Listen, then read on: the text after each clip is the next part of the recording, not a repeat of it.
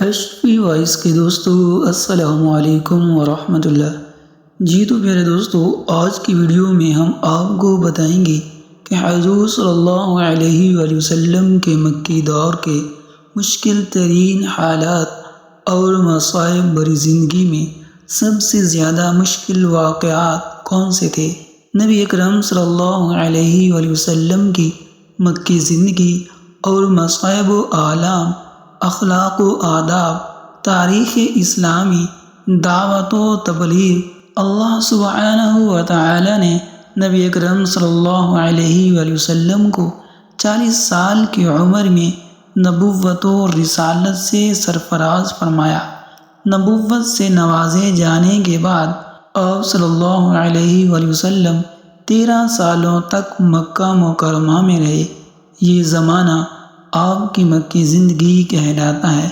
آپ نے مکی زندگی میں 3 سالوں تک خفیہ طور پر اپنے قریبی لوگوں کے سامنے اسلام پیش کیا، پھر آپ نے 10 سال تک کھلم کھلا اشاعت اسلام کا کام کیا۔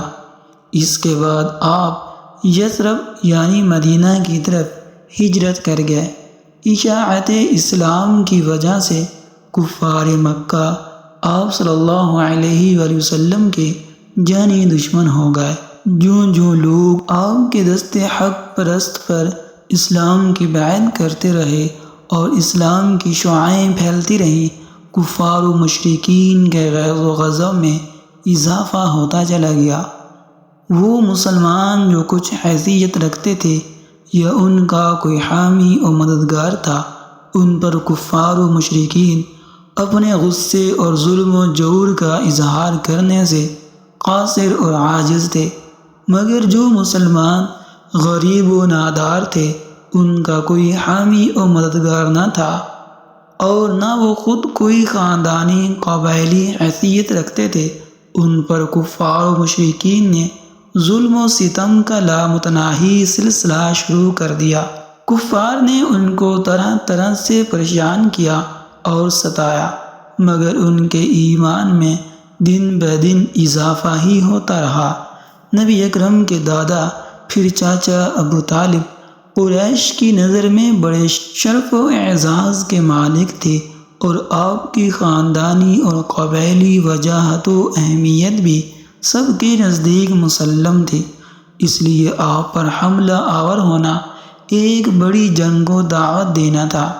اس لیے کچھ لوگ آپ کو گزن پہنچانے سے گریز کرتے تھے، مگر اس کے باوجود بھی بہت سے حرمان نصیبوں نے نبی اکرم صلی اللہ علیہ وآلہ وسلم کو طرح طرح سے ستایا اور آپ کو مختلف مصائب و آلام سے دوچار ہونا پڑا۔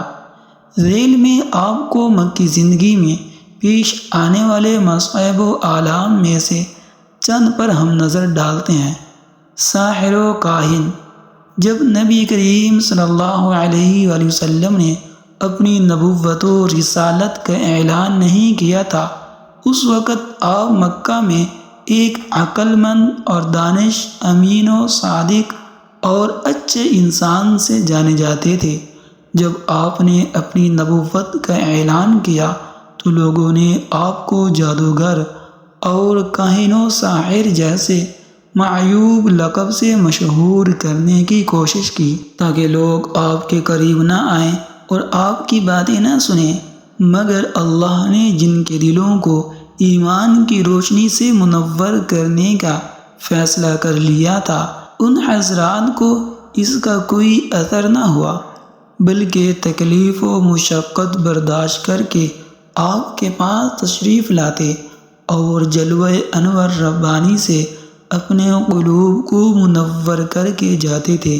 کفار و مشرکین جب نبی اکرم صلی اللہ علیہ وآلہ وسلم کے کسی معجزہ کا مشاہدہ کرتے تو اسے قبول کرنے کے بجائے یہ کہتے کہ یہ ایک جادوگر ہے جو ابھی ختم ہو جائے گا۔ اللہ تعالیٰ کا ارشاد ہے، سورۃ القمر کی یہ آیت ہے، اگر کوئی معجزہ دیکھتے ہیں تو ٹال دیتے ہیں اور کہتے ہیں کہ یہ جادو ہے جو ابھی ختم ہو جائے گا، یعنی یہ جادو کا اثر ہے جو دیر تک نہیں چلا کرتا، خود ہی گزر جائے گا اور ختم ہو جائے گا۔ اللہ تعالیٰ کا ارشاد ہے، یہ سورۃ صاد کی آیت ہے جس کا ترجمہ ہے، اور ان کفار یعنی قریش نے اس بات پر تعجب کیا کہ ان کے پاس انہی میں سے یعنی جو ان کی طرح کا بشر ہے ایک پیغمبر ڈرانے والا آ گیا۔ یعنی تعجب کی وجہ یہ تھی وہ اپنی جہالت سے بشریت کو نبوت کے منافی سمجھتے تھے، اور اس انکار رسالت میں یہاں تک پہنچ گئے کہ آپ کے معجزات اور دعوی نبوت کے بارے میں کہنے لگے کہ نعوذ باللہ، یہ شخص خوارق عادت کے لیے معاملے میں ساحر اور دعوی نبوت کے معاملے میں کذاب ہے۔ حضرت ابو ذر غفاری رضی اللہ تعالی عنہ اپنے بھائی انیس کی زیارت مکہ اور اللہ کے رسول سے ملاقات کی کہانی بیان کرتے ہوئے فرماتے ہیں کہ میں نے اس انیس سے پوچھا، تم نے مکہ میں کیا کیا؟ انہوں نے جواب دیا کہ میں نے مکہ میں ایک ایسے شخص یعنی محمد صلی اللہ علیہ وآلہ وسلم سے ملاقات کی جو تمہارے دین پر ہے، اسے اس بات کا یقین ہے کہ اللہ نے اسے رسول بنا کر بھیجا ہے۔ میں نے پوچھا ان کے بارے میں لوگوں کا کیا خیال ہے؟ انہوں نے فرمایا کہ لوگ کہتے ہیں کہ وہ شاعر، کاہن اور ساحر ہے، جبکہ انیس خود ایک شاعر تھے۔ انہوں نے کہا کہ میں نے کاہنوں کی بات سنی ہے، مگر اس کا کلام کاہنوں کی بات جیسا نہیں ہے۔ میں نے ان کے کلام کو شعر کے بحروں پر پرکھا تو وہ کسی کی زبان پر میرے بعد نہیں جڑے گا، شعر کی طرح۔ خدا کی قسم وہ سچا ہے اور لوگ جھوٹے ہیں۔ مجنون و دیوانہ نبی اکرم صلی اللہ علیہ وآلہ وسلم جیسا قابل و لائق انسان جس نے کبھی کسی غیر مناسب کام کا ارتکاب نہیں کیا، لوگوں کے ساتھ شب و ستم سے بات نہیں کی، اور کسی بڑے اور چھوٹے کے احترام میں کوئی کسر اٹھا نہ رکھی، مگر اعلان نبوت کے بعد کفار نے انہیں مجنون و دیوانہ کہنا شروع کر دیا۔ حقیقت یہ ہے کہ جس نے اس عظیم معلم انسانیت، رہبر رشد و ہدایت اور عقل و دانش کے مینار کو مجنون و دیوانہ کہا، وہ خود مجنون، پاگل، دیوانہ، معاند و متعصب اور سرکش اور ہٹ درم تھے۔ اللہ تعالیٰ نے ان کی حقیقت کو واشگاف کرتے ہوئے فرمایا، جس کا مفہوم یہ ہے کہ ان کو کب نصیحت ہوتی ہے جس سے ان کے ایمان کی توقع کی جائے، حالانکہ اس سے قبل ان کے پاس ظاہر شان کا پیغمبر آیا، پھر بھی یہ لوگ ان سے سرتابی کرتے رہے اور یہی کہتے رہے کہ کسی دوسرے بشر کا سکھایا ہوا ہے اور دیوانہ ہے۔ اللہ تعالیٰ نے دوسری جگہ ارشاد فرمایا، وَقَالُوا يَا أَيُّهَا الَّذِي نُزِّلَ عَلَيْهِ الذِّكْرُ إِنَّكَ لَمَجْنُونَ، اور ان کفار مکہ نے رسول اللہ صلی اللہ علیہ وآلہ وسلم سے یوں کہا کہ اے وہ شخص جس پر اس کے دعوے کے مطابق قرآن نازل کیا گیا ہے، تم نعوذ باللہ مجنون ہو اور نبوت کا غلط دعویٰ کرتے ہو۔ روایت میں ہے کہ زماد رضی اللہ تعالی عنہ مکہ مکرمہ آئے، ان کا تعلق قبیلہ ازدشنو سے تھا، وہ مجنون اور عاصف وغیرہ کا جھاڑ بھونک کرتے تھے۔ انہوں نے مکہ کے چند بیوقوفوں کو یہ کہتے ہوئے سنا کہ محمد صلی اللہ علیہ وآلہ وسلم مجنون ہے، تو انہوں نے کہا کہ میں اس شخص کو دیکھوں، شاید اللہ ان کو میرے ہاتھ سے شفا عطا فرمائے۔ وہ فرماتے ہیں کہ انہوں نے ان سے ملاقات کی اور کہا، اے محمد، میں جنون کو جھاڑتا ہوں اور اللہ تعالیٰ میرے ہاتھ سے جس کو چاہتا ہے شفا دیتا ہے، تو کیا آپ کی خواہش ہے کہ آپ جڑوائیں؟ پھر اللہ کے رسول نے فرمایا، سب تعریفیں اللہ کے لیے ہیں، ہم اسی ذات کی تعریف میں رطب اللسان ہیں اور اسی سے مدد طلب کرتے ہیں جس سے اللہ ہدایت دے، اسے کوئی گمراہ نہیں کر سکتا، اور جسے اللہ گمراہ کر دے اسے کوئی ہدایت نہیں دے سکتا۔ میں شہادت دیتا ہوں کہ اللہ کے سوا کوئی معبود نہیں، وہ یکتا ہے اور اس کا کوئی ساتھی نہیں، اور محمد اس کے بندے اور رسول ہیں۔ اب حمد و ثنا کے بعد جو چاہو کہو۔ وہ فرماتے ہیں کہ انہوں نے کہا کہ آپ صلی اللہ علیہ وآلہ وسلم اپنے ان کلمات کو پھر سے کہیں۔ چنانچہ رسول اللہ صلی اللہ علیہ وآلہ وسلم نے ان کلمات کو 3 بار ان کے سامنے دہرایا۔ راوی کہتے ہیں کہ انہوں نے فرمایا، میں نے کاہنوں کی باتیں، جادوگروں کے اقوال اور شعراء کے اشعار سنے ہیں، مگر میں نے آپ صلی اللہ علیہ وآلہ وسلم کے ان کلمات کے مثل نہیں سنا۔ یہ کلمات تو درائے بلاغت کی تہ تک پہنچ گئے ہیں۔ پھر زمار نے کہا، اپنا ہاتھ لائیں، میں اسلام کی بیعت کرتا ہوں۔ وہ فرماتے ہیں کہ پھر انہوں نے بیعت کی۔ پھر اللہ کے رسول نے فرمایا، اور میں تمہاری قوم کی بھی بیعت لیتا ہوں۔ انہوں نے کہا، ہاں میری قوم کی طرف سے بھی۔ بازار ذو المزاج میں آپ صلی اللہ علیہ وآلہ وسلم پر ابو لہب کی سنگ باری۔ طارق بن عبداللہ المحاربی رضی اللہ تعالی عنہ فرماتے ہیں کہ میں نے اللہ کے رسول کو بازار ذی المجاز میں دیکھا جبکہ میں خرید و فروخت میں مشغول تھا۔ آپ صلی اللہ علیہ وآلہ وسلم سرخ جبہ زیب تن کیے ہوئے تھے اور بلند آواز سے یہ فرماتے جاتے تھے، اے لوگو لا الہ کہو فلاح پاؤ گے۔ ایک شخص آپ کے پیچھے پیچھے پتھر مارتا جاتا تھا جس سے آپ کی پنڈلی اور ایڑی خون آلودہ ہو گئے۔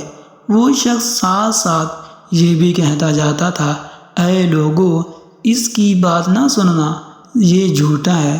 محاربی فرماتے ہیں کہ میں نے پوچھا کہ یہ شخص یعنی آپ صلی اللہ علیہ وآلہ وسلم کون ہے؟ لوگوں نے جواب دیا کہ یہ لڑکا بنی عبد المطلب سے ہے۔ پھر میں پوچھا، وہ شخص کون ہے جو اس کا پیچھا کر رہا ہے اور پتھر مار رہا ہے؟ لوگوں نے جواب دیا، یہ آپ صلی اللہ علیہ وآلہ وسلم کا چچا عبد العزیٰ یعنی ابو لہب ہے۔ بازار ذو المزاج میں آپ صلی اللہ علیہ وآلہ وسلم پر ابو جہل کا مٹی پھینکنا۔ بنو مالک بن کنانہ کے ایک شیخ کہتے ہیں کہ میں اللہ کے رسول کو بازار ذی المزاج میں یہ فرماتے تھے کہ اے لوگو لا الہ الا اللہ کہو فلاح پاؤ گے۔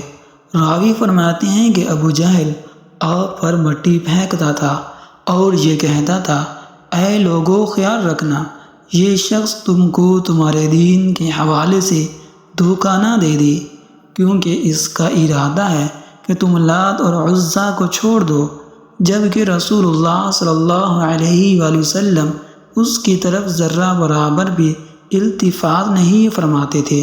اونٹ کی اوجڑی آپ صلی اللہ علیہ وآلہ وسلم کی پشت پر۔ ایک دفعہ نبی کریم صلی اللہ علیہ وآلہ وسلم کعبہ شریف کے پاس نماز ادا کر رہے تھے۔ ابو جہل اور اس کے ساتھی وہاں بیٹھے تھے۔ ان میں سے بعض نے بعض سے کہا، تم میں سے کون ہے جو فلاں قبیلے کی اونٹنی کی اوجڑی لائے اور جب محمد صلی اللہ علیہ وآلہ وسلم سجدے میں جائیں تو وہ اسے اس کی پشت پر رکھ دے۔ عقبہ بن ابی معیط جو نہایت ہی بدبخت، شقی القلب اور ملعون تھا، وہاں سے اٹھا اور وہ غلاظت لے کر آیا۔ پھر وہ آپ کے سجدہ کرنے کا انتظار کرنے لگا۔ جب آپ نے سجدہ کے لیے اپنے چہرے مبارک کو زمین بوس کیا تو اس نالائق نے اس اوجڑی کو آپ کی پیٹھ پر کندھوں کے درمیان رکھ دیا۔ آپ صلی اللہ علیہ وآلہ وسلم اس کے بوجھ کی وجہ سے اٹھ نہیں پا رہے تھے، سجدے کی ہی حالت میں پریشان تھے۔ دوسری طرف ابو جہل اور اس کے بے غیرت ساتھی سب کے سب ہنسنے اور ٹھٹھا مارنے لگے حضرت عبداللہ بن مسعود رضی اللہ تعالی عنہ یہ سب کچھ دیکھ رہے تھے، مگر اپنی کمزوری اور ضعف اور ان ظالموں کے خوف سے رسول خدا صلی اللہ علیہ وآلہ وسلم کا دفاع کرنے سے عاجز تھے۔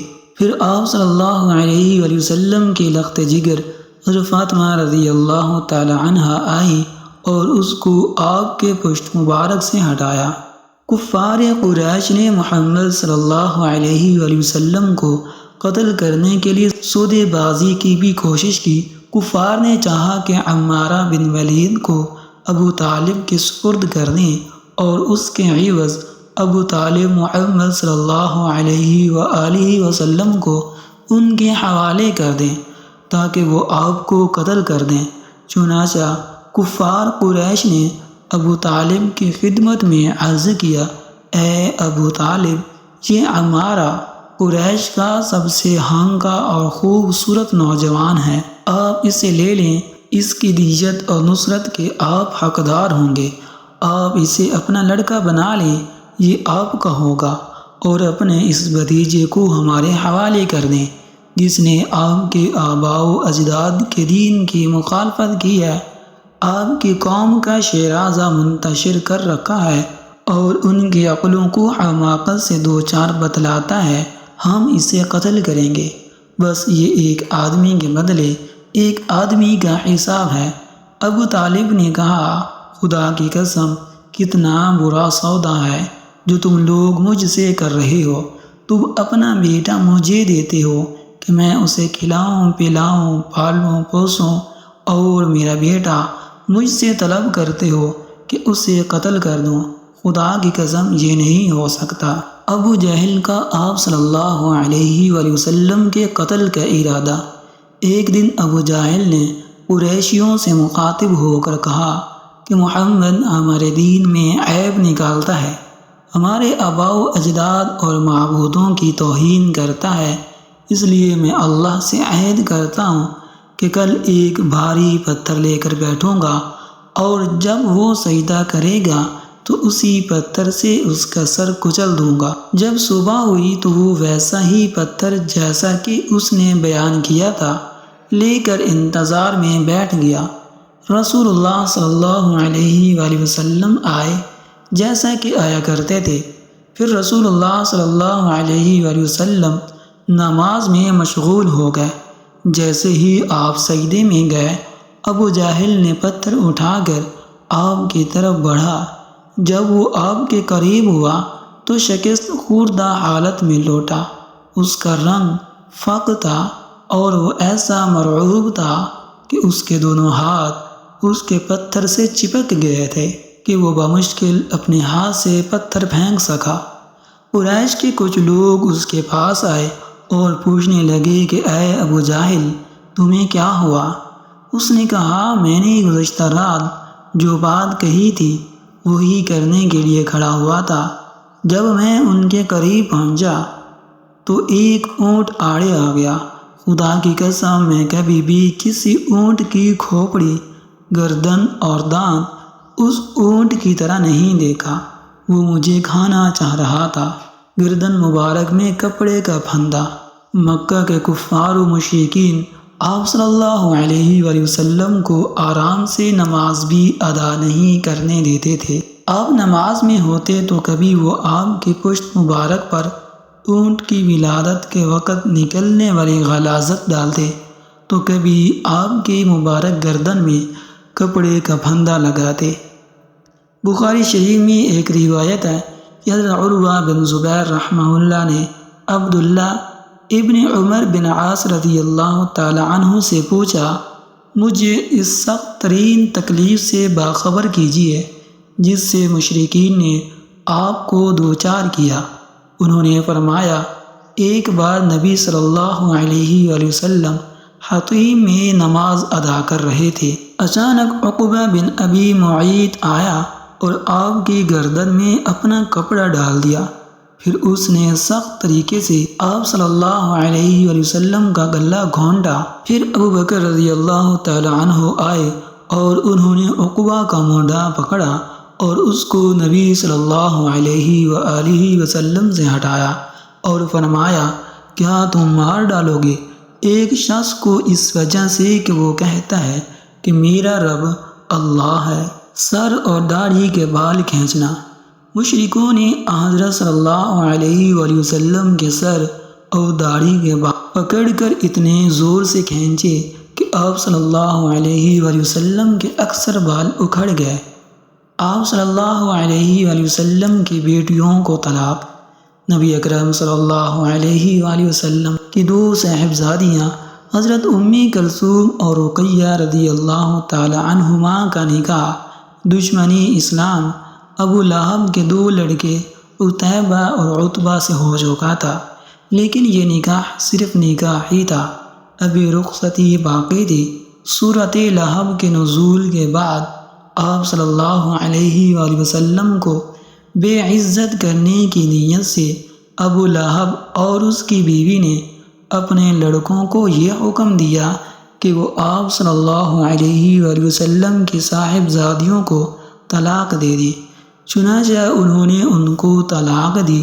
امام طبرانی قتادہ رضی اللہ تعالی عنہ سے بیان کرتے ہیں کہ رسول اللہ صلی اللہ علیہ وآلہ وسلم کی صاحبزادی ام کلثوم رضی اللہ تعالی عنہ کی شادی عتیبہ بن ابی لہب کے ساتھ ہوئی تھی۔ حضرت رقیہ رضی اللہ تعالی عنہ کی شادی اس کے بھائی عتبہ بن ابی لہب کے ساتھ ہوئی تھی۔ جب اللہ تعالیٰ نے تبت یدا ابی لہب یعنی سورۃ لہب نازل فرمائی تو ابو لہب نے اپنے دونوں بیٹوں عتیبہ اور عتبہ کو کہا اگر تم نے محمد صلی اللہ علیہ وآلہ وسلم کی بیٹیوں کو طلاق نہ دی تو تم دونوں کے سر کے لیے میرا سر حرام ہے۔ ان دونوں کی ماں بنت حرب بن امیہ نے کہا یعنی ایندھن اٹھانے والی کہ تم دونوں انہیں طلاق دے دو کیونکہ وہ دونوں صابی یعنی اپنا دین بدلے ہوئے ہیں۔ چنانچہ ان دونوں نے انہیں طلاق دے دی۔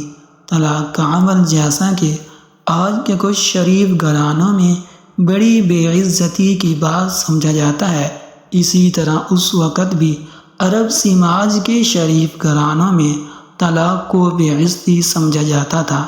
پھر ایک ایسے باپ کے لیے جو شرافت کا اعلیٰ نمونہ ہو اور اس کی دو لڑکیوں کو بیک وقت طلاق ہو جانا، اور وہ بھی ایک ایسے وقت میں جب کہ وہ باپ ہر طرف سے مصائب و آلام جھیل رہا ہو، تو کتنی تکلیف کا باعث ہو سکتا ہے اسے بیان کرنا مشکل ہے۔ 3 سالہ معاشرتی بائیکاٹ۔ کفار قریش نے مل جل کر رسول اللہ صلی اللہ علیہ وآلہ وسلم کے قتل کرنے کا فیصلہ کیا اور کہا کہ اس نے ہماری اولاد اور ہماری عورتوں تک کو ہم سے برگزیدہ کر دیا ہے۔ پھر ان لوگوں نے آپ کے خاندان والوں سے کہا تم ہم سے 2 گنا خون بہا لے لو اور اس کی اجازت دے دو کہ قریش کا کوئی شخص اس کو قتل کر دے تاکہ ہمیں سکون مل جائے اور تمہیں فائدہ پہنچ جائے۔ جب کفار قریش کی یہ تجویز منظور نہ ہوئی، اس پر انہوں نے غصے میں آ کر یہ طے کیا کہ بنی ہاشم اور بنی عبد المطلب جو نبی اکرم صلی اللہ علیہ وآلہ وسلم کے مددگار تھے کا معاشرتی بائیکاٹ کیا جائے اور انہیں شعب ابو طالب نامی گھاٹی میں محصور اور مقید کر دیا جائے۔ ایک روایت کے مطابق یہ بھی طے پایا کہ نہ بنی ہاشم کی لڑکیوں کو بیاہ کر لاؤ اور نہ اپنی لڑکیوں کو ان کے یہاں شادی کرو، نہ ان کو کوئی چیز فروخت کرو اور نہ ان سے کوئی چیز خریدو اور نہ ان کی طرف سے کوئی صلح قبول کرو۔ چنانچہ جب بھی مکے میں باہر سے کوئی قافلہ آتا تو یہ مجبور اور بے کس لوگ فوراً ان کے پاس پہنچتے تاکہ ان سے کھانے پینے کا کچھ سامان خرید لیں، مگر جب بھی ایسا ہوتا تو فوراً وہاں ابو لہب پہنچ جاتا اور کہتا کہ دام اتنے بڑھا دو کہ وہ تم سے کچھ نہ خرید سکیں۔ پھر تاجر کی طرف سے ایسا ہی ہوتا، لہذا لوگ مایوس ہو کر اپنے بچوں کے پاس واپس آ جاتے جو بھوک سے بے تاب تڑپتے اور بلکتے ہوتے تھے، اور ان کو خالی ہاتھ دے کر وہ بچے سسک سسک کر رونے لگتے تھے۔ اس گھاٹی میں مسلمانوں نے بڑا سخت وقت گزارا۔ قریش کے بائیکاٹ کی وجہ سے ان کو کھانے پینے کی کوئی چیز نہیں ملتی تھی۔ لوگ بھوک سے بے حال ہو گئے، یہاں تک کہ گھاس بھونس اور درختوں کے پتے اور چمڑے کھا کھا کر گزارا کرنے لگے۔ یہ سلسلہ مستقل 3 سالوں تک جاری رہا۔ اہل طائف کا ظلم و ستم۔ ابو طالب کی وفات کے بعد نبی اکرم صلی اللہ علیہ وآلہ وسلم نے شوال سن 10 نبوی میں اپنے آزاد کردہ غلام زید بن حارثہ کی معیت میں ثقیف سے مدد کی التماس کے لیے طائف کا پیدل سفر کیا۔ امید تھی کہ اللہ کے جس پیغام کے ساتھ آپ صلی اللہ علیہ وآلہ وسلم ان کے پاس آئے ہیں، اہل طائف اسے قبول کریں گے۔ جب طائف پہنچے تو ثقیف کے 3 سرداران عید یا لیل، مسعود اور حبیب سے ملاقات کا ارادہ کیا۔ جب یہ تینوں آپس میں بھائی تھے، آپ صلی اللہ علیہ وآلہ وسلم ان کے پاس بیٹھے اور اسلام کے لیے مدد کرنے اور آپ کی قوم میں سے جو آپ کی مخالفت کرے اس کے خلاف خود کی مدد کرنے کے حوالے سے گفتگو کی۔ نبی اکرم صلی اللہ علیہ وآلہ وسلم کی بات سن کر سرداران ثقیف نے نہایت ہی غیر سنجیدہ جوابات دیے۔ ایک نے کہا کہ وہ کعبہ کا غلاف پھاڑے گا اگر اللہ نے تمہیں رسول بنایا ہو، اگر تم نبی ہو تو اللہ مجھے غارت کرے۔ دوسرے نے کہا کیا اللہ تعالیٰ کو تمہارے علاوہ کوئی اور نہیں ملا جسے وہ بھیجے؟ تیسرے نے کہا بخدا میں تم سے کبھی بات نہیں کر سکتا، اگر تم سچ مچ اللہ کے نبی ہو جیسا کہ تم کہتے ہو تو تمہاری بات میرے لیے رد کرنا انتہائی خطرناک ہے، اور اگر تم اللہ پر جھوٹ گھڑتے ہو تو پھر مجھے تم سے بات نہیں کرنی چاہیے۔ ثقیف سے نا امید ہو کر رسول اللہ صلی اللہ علیہ وسلم وہاں سے کھڑے ہوئے اور ان سے کہا تم لوگوں نے جو کچھ کیا بہرحال اسے خفیہ ہی رکھنا۔ جب رسول اللہ صلی اللہ علیہ وآلہ وسلم نے وہاں سے واپسی کا ارادہ کیا تو ان سرداروں نے اپنے غلاموں اور اوباشوں کو شہ دے دی۔ انہوں نے آپ کو گالیاں دی، تالیاں بجائیں اور شور مچائے تاں کہ لوگوں کی بھیڑ جمع ہو گئی۔ آپ کے راستے کے دونوں کنارے لوگوں کی لین لگ گئی۔